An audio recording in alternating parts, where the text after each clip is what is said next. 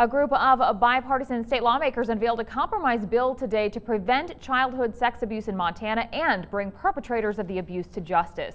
Some advocates for victims, though, say the bill doesn't go far enough. MTN Chief Political Reporter Mike Dennison reports. The bill touted Wednesday at a Capitol News conference would allow prosecution at any time of those who sexually abuse children, instead of the current limit, which says it must happen within 20 years of the crime. But the bill only slightly expands the current time limits on when a victim of childhood sexual abuse can sue for damages.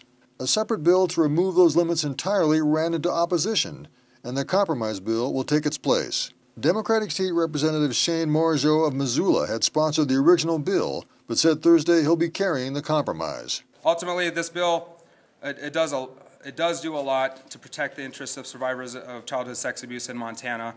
And while it may not be perfect, it brings Montana laws forward significantly. Republican State Representative Bill Mercer of Billings, who opposed removing the statute of limitations entirely on civil suits, said very few states have taken that approach. That's probably because historically, the longer you wait to get away from the conduct, the harder it is for that trial to be a search for the truth. He noted that the compromise bill also includes stricter reporting standards on child sex abuse to make it more likely perpetrators are prosecuted when the abuse happens. The guiding principle here is, how is it that we can have an effective response when sexual abuse occurs? Every time we have a predator that is not intercepted through an effective investigation, there is an extremely high risk that there will be another victim, and another victim, and another victim.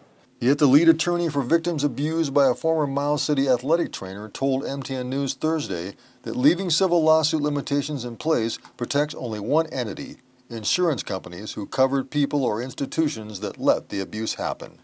John Heenan says the so-called compromise is compromising the rights of victims and that the limits should be removed. But that's not going to happen this legislature. The compromise bill appears to have the full support of lawmakers from both parties and looks like it has a clear path through this session. At the Capitol, Mike Dennison, MTN News. The bill, still in draft form, will be introduced next month.